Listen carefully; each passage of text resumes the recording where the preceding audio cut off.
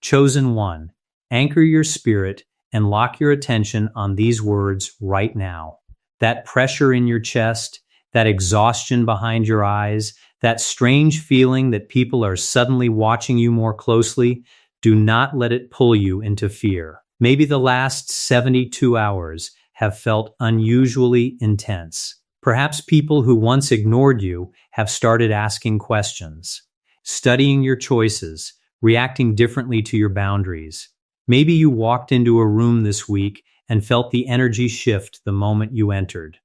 Or maybe you've been sitting alone at 3 a.m, wondering why your life feels so heavy, when deep down you know something inside you is becoming stronger.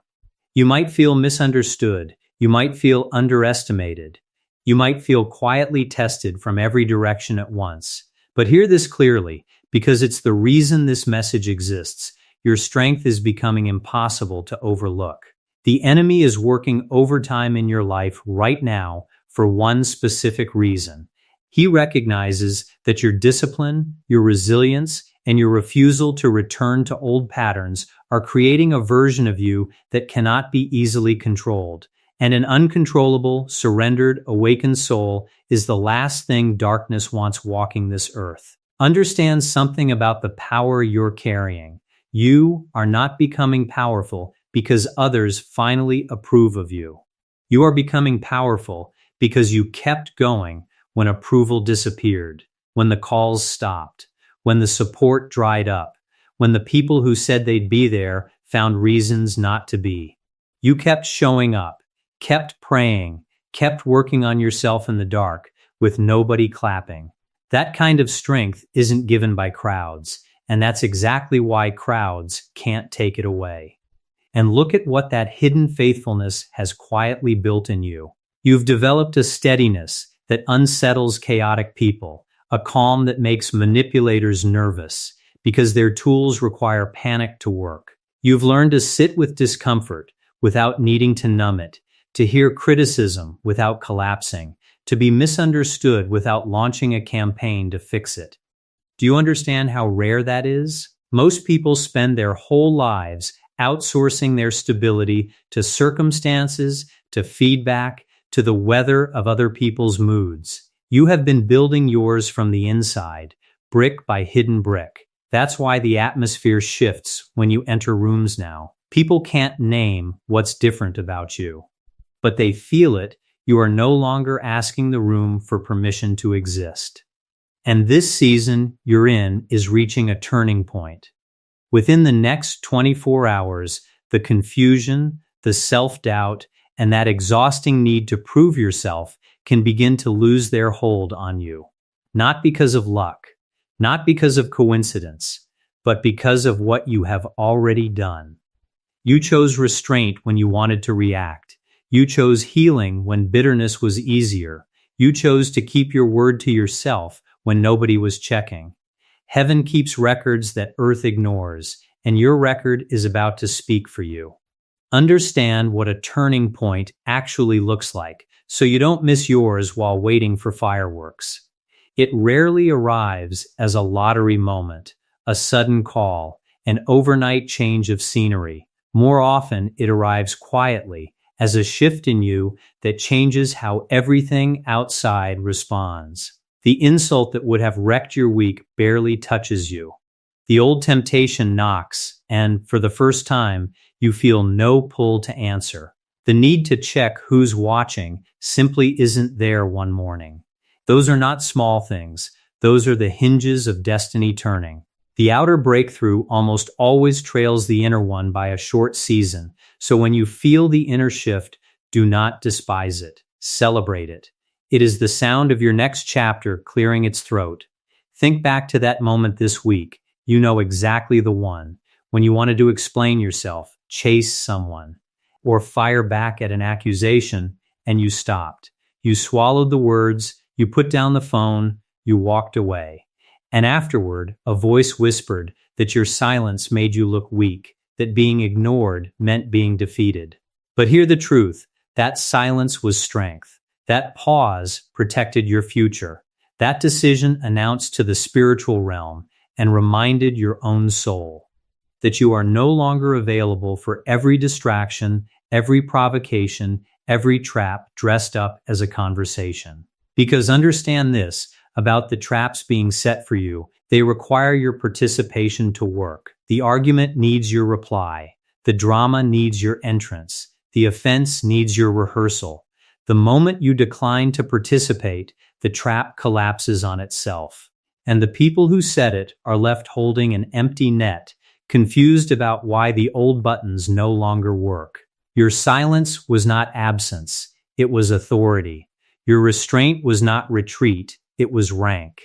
There is a level of maturity where you stop attending every battle you're invited to, and you have reached it. That's not weakness leaving your body. That's wisdom taking command of it. You did not find this message by accident. The algorithm may have placed it in front of you, but your awareness chose to stay, and that choice matters. Consider this a divine appointment, a scheduled moment to recognize what is awakening within you.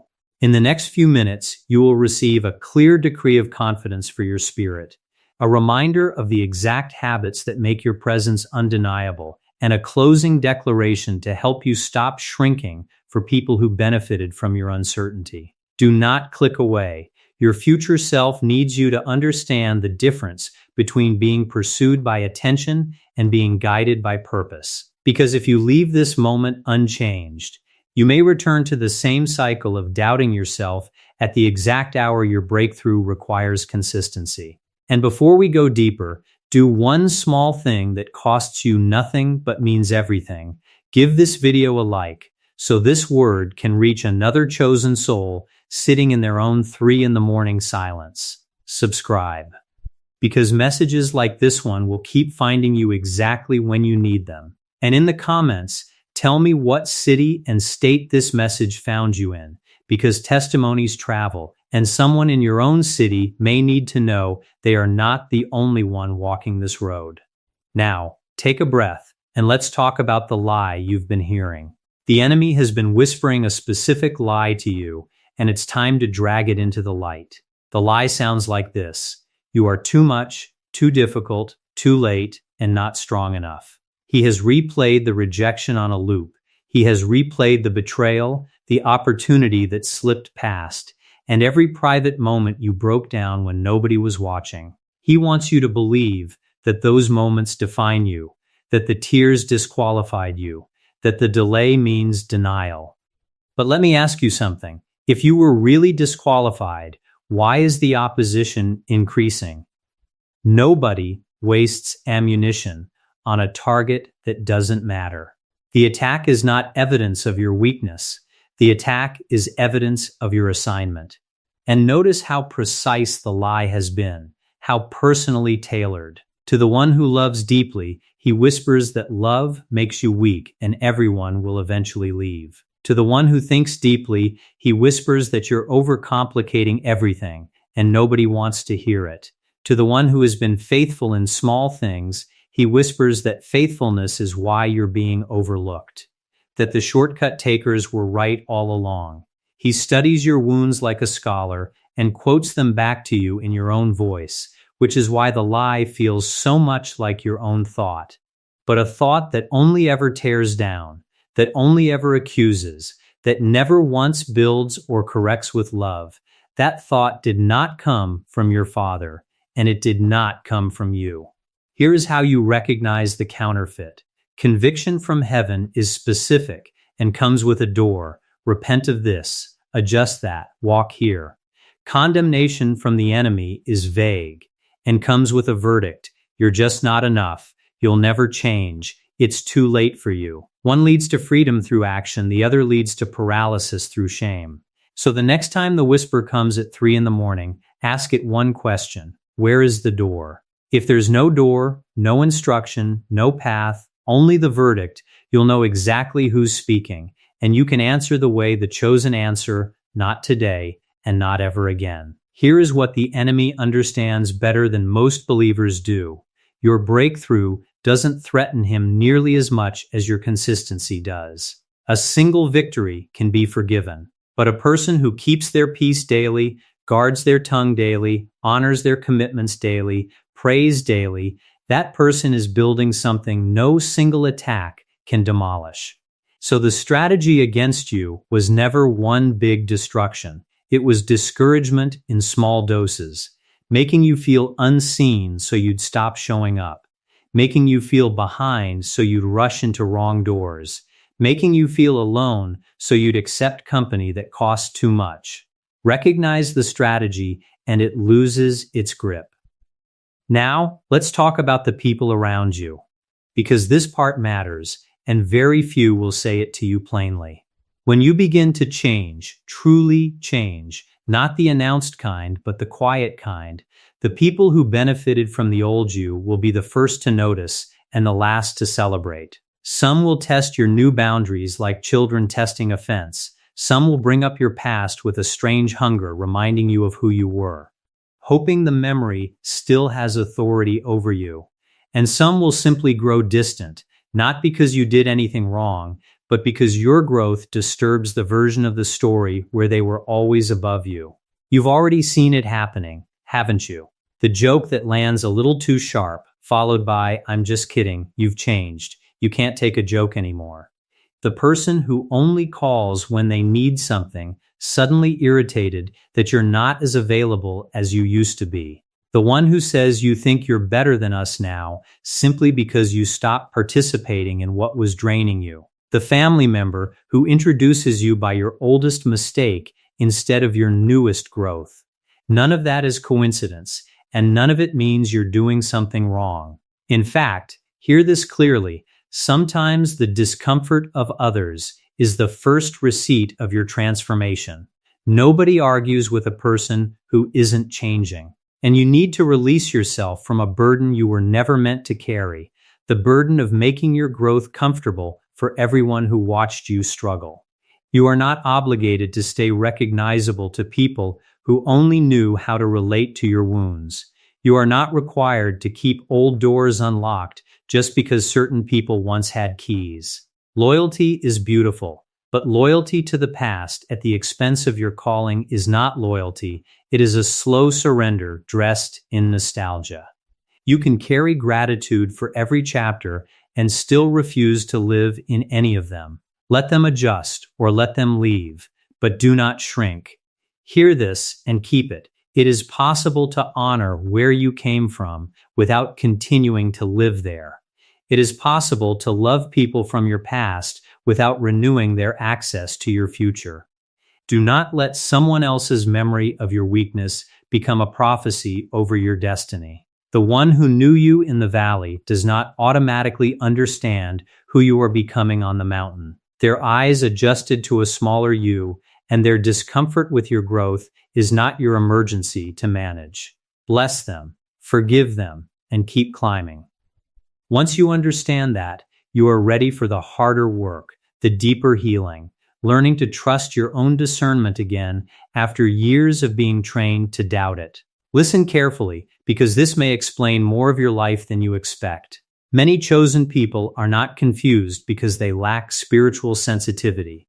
They are confused because they were repeatedly punished for telling the truth about what they sensed. You saw the inconsistency, and someone called you negative. You noticed the manipulation, and someone called you difficult. You felt in your gut that the door was wrong, and they pressured you to call your discomfort fear.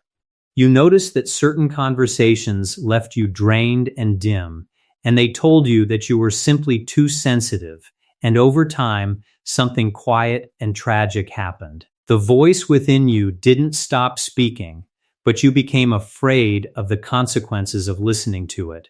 So you turned the volume down. You started outsourcing your judgment to louder voices. You began asking everyone else what you should do, collecting opinions like shields, and then wondered why you felt so disconnected from your own conviction. Chosen one, that ends today. The sensitivity they mocked was never your flaw. It was your radar. And a radar doesn't apologize for detecting what's actually there. Think back honestly, and you'll find the evidence in your own history. That job you hesitated about on day one, that a year later collapsed exactly the way your gut predicted. That person everyone adored, who made your spirit strangely tired, and time eventually revealed why. That opportunity that looked perfect on paper, where the only thing missing was peace, and you overrode the warning because you couldn't justify it with logic. Your discernment has receipts. It has been right far more often than you've given it credit for. The problem was never your radar. The problem was how many people talked you out of trusting it, and how quickly you handed them the benefit of the doubt you refused to give yourself. But you must also learn how discernment actually speaks, because it's rarely dramatic. Discernment is not always a thunderclap or an undeniable sign. Sometimes it is the quiet absence of peace when everything looks attractive on paper. Sometimes God speaks through the pattern you keep trying to excuse, the same behavior, the third time, the fifth time, that you keep explaining away because you want the story to be different. Sometimes the answer isn't a voice at all. It's the repeated evidence you've been asking him to contradict. Peace, wisdom, timing, and fruit, these are the languages he often uses long before he sends a sign that cannot be argued with. And here is the discipline that will change everything. Stop asking God to bless what he is trying to show you. Stop praying for confirmation while ignoring the confirmations already stacked at your feet. The chosen often don't need more signs. They need the courage to obey the ones they've already received. The relationship he's been loosening your grip on, the habit he's been highlighting, the door he's been quietly closing while you keep oiling the hinges. Obedience delayed doesn't cancel the instruction. It only extends the season you're tired of. So today, honor what you already know. That single act of trust will open more than 100 anxious prayers for signs. So let me give you the filter that will protect the next decade of your life. Pay attention to fruit, not promises, not charisma, not titles, connections, or beautiful words. Fruit. Ask these questions about every relationship, opportunity, and environment competing for your future. Does this connection make you more truthful or more performative? Does it draw you toward courage, or does it keep you addicted to approval? Does it strengthen your integrity, or does it quietly teach you to negotiate with your conscience? The tree is known by its fruit, and so is everything reaching for a place in your life. And here's where fruit reveals itself most honestly. Watch what remains after the excitement fades. Watch how people behave when they are disappointed, corrected, or denied access to you. Watch who they become when they no longer need anything from you. Anyone can be gracious while the door is open and the benefits are flowing. Character is what's left standing in the hallway after the door closes. Fruit reveals what flattery conceals. Write that somewhere you'll see it, because it will save you from rooms, contracts, and relationships that glitter on the way in and cost you your peace on the way out. Apply the fruit test backward too to what has already left your life, and watch bitterness lose its argument. That friendship that ended and felt like a wound? Look at the fruit that followed, the peace that returned to your evenings, the energy that came back, the way you stopped rehearsing defenses in the shower, that door that closed and made you cry. Look at where the open version of it led the people who walked through, and thank God for the rejection that was actually protection. Some of your greatest answered prayers are wearing the disguise of losses you haven't thanked him for yet. The fruit was the answer all along. You were just reading the moment instead of the harvest. Stay with me now, because this next layer is where many powerful people lose themselves, and you were not brought this far to be one of them. Your gift can open a door, but only your character determines whether you can remain in the room without becoming someone you were never meant to be. Talent attracts an audience, but character determines whether that audience receives something healing from you or something contaminated by ego. A gift can make you visible fast, frighteningly fast, but only integrity can keep visibility from dismantling your inner life. You must learn to carry influence without letting influence carry you. So here is a practice for the seasons of increase that are coming. The moment people begin praising you, watch what happens in your secret thoughts. Do you become more grateful or more entitled? More responsible or more impressed with your own reflection? Does the applause make you kneel lower or stand prouder? Be brutally honest in that inventory, because strength without humility simply becomes another form of bondage, a shinier cage. A person can escape poverty and still remain enslaved to the hunger to be admired. They can leave rejection behind and spend their whole life performing for ghosts. You are being freed from the audience, not handed a bigger one to serve. And watch for the subtle trades that fame and favor will offer you, because they never announce themselves as temptation.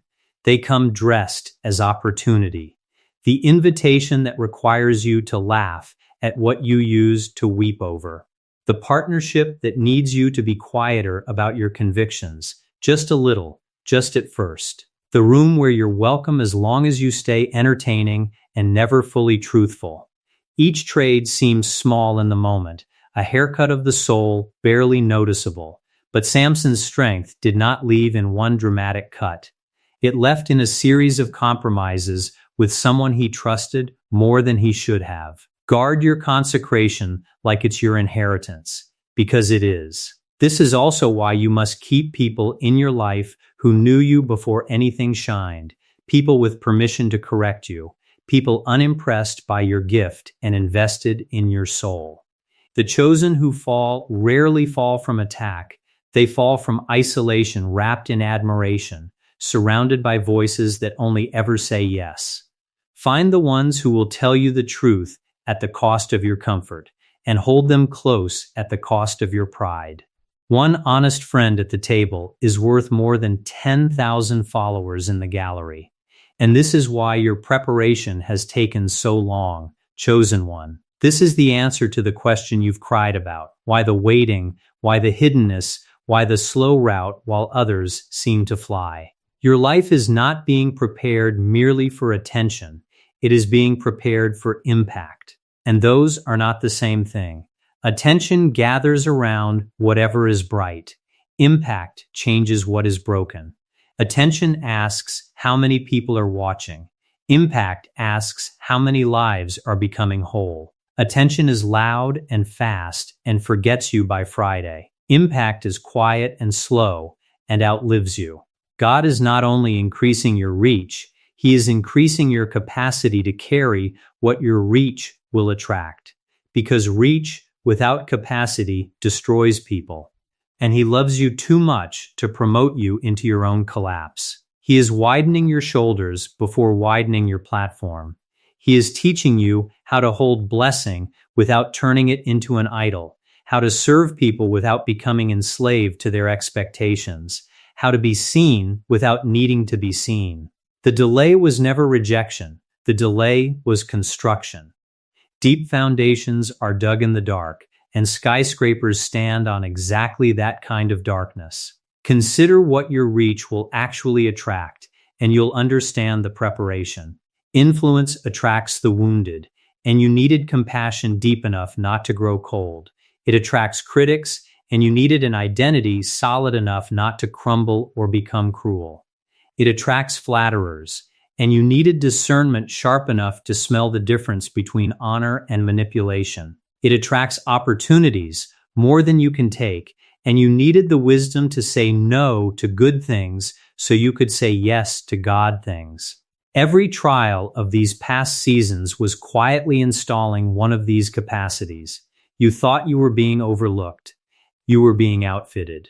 So stop apologizing for the length of your becoming.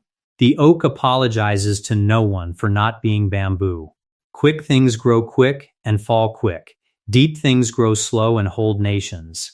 When the door finally opens, and it will open, you will walk through it without trembling, not because the door is small, but because the preparation was thorough. And the same people who wondered what was taking you so long will wonder how you make it look so steady. The answer will be simple. You were built in the dark for exactly this light. So let's talk about the habits that make your presence undeniable. because your breakthrough will not be sustained by emotion.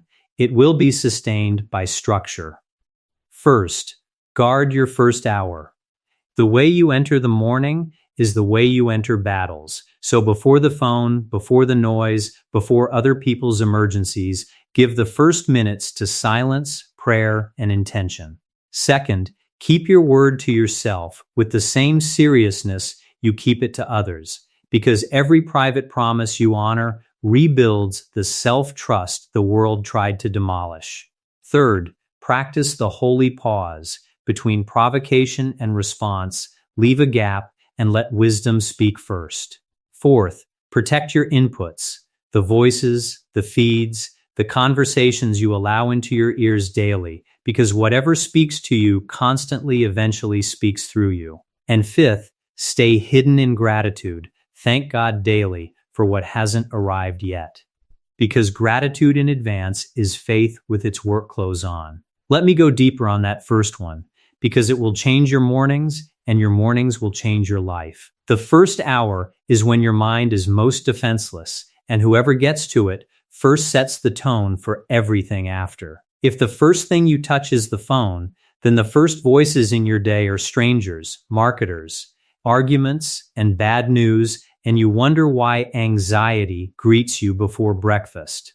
Reclaim that hour like territory. Even 10 minutes of stillness before the world enters. A psalm, a page, a prayer, a slow cup of coffee with your own thoughts, and you walk out the door already anchored, already spoken for, already claimed by purpose instead of panic.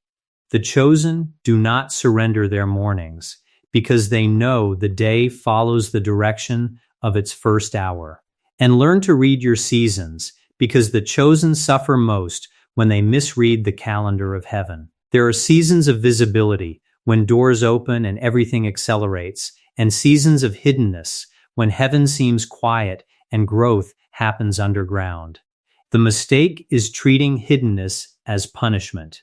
Winter is not the field's failure, it is the root's opportunity. If you are in a quiet season right now, do not waste it grieving the noise. Build in it, study in it, heal in it. Strengthen the foundations that summer will stand on. Joseph's prison years were not lost years. They were the classroom for the palace. Your hidden season has a syllabus, and the sooner you stop resenting it, the sooner you complete it. And please hear this gentle word too, because strength and struggle often live in the same house. If the heaviness you've been carrying has become more than spiritual warfare, if the 3 a.m. hours have turned into a darkness that will not lift, into hopelessness, into thoughts that frighten you, then reaching out for help is not weakness and it is not a lack of faith. Talk to someone you trust. Talk to a counselor, a pastor, a doctor. God works through praying hands and professional ones alike, and the chosen are not called to suffer alone in silence. Sometimes the bravest declaration of faith is the phone call that asks for support. Now the moment has come. Place your hand on your heart, slow your breathing, and declare this with me, out loud if you can, in a whisper if you must, but mean every word. I release the need to prove my worth to those who could not recognize it. I release every relationship, label, fear, and agreement that has kept me small. I release the version of me that was built by rejection and maintained by fear. I receive wisdom to recognize what is truly aligned with my future and courage to walk away from what only looks impressive. I can be powerful without being proud. I can be discerning without becoming bitter. I can be visible without being controlled by approval. Keep your hand there and continue. I trust the timing of my preparation. I honor the gifts placed within me before I was ever born. I forgive the ones who tested me, and I thank the trials that revealed me. I step forward with clean hands, a clear spirit, and a heart surrendered to God. What is meant for me will not require me to betray who I am becoming. What is truly mine will not demand my peace as the entry fee. I choose alignment over attention. I choose impact over applause. I choose the slow, deep, unshakable path, and I walk it without apology. From this moment, I am no longer negotiating with fear. Amen. And if this message met you in a place you could not explain, if something in your chest tightened or warmed or finally exhaled while you listened, do not dismiss that feeling and do not scroll past this moment. Write the words "I choose alignment" in the comments right now, not as a performance for anyone else, but as a personal marker, a stone of remembrance, proof that on this day you stopped negotiating with the version of yourself that fear created. And as you write it, notice the others who wrote it before you. Souls in cities you've never visited, walking the same hidden road, and let their words remind you that you were never as alone as the enemy insisted. Then carry this with you as you go. You do not have to chase every powerful room, every open door, every glittering invitation. When you become anchored in truth, the right doors will recognize what you carry, and you will finally recognize which doors were never meant to hold you. Share this message with one person whose strength is being tested this week, because a word in season can hold a soul together. Subscribe and turn on the bell so the next appointed message can find you at its appointed time. And give this video a like before you go, not for the numbers, but as one more small act of agreement with your own becoming. Your strength is not an accident, chosen one. It is an announcement.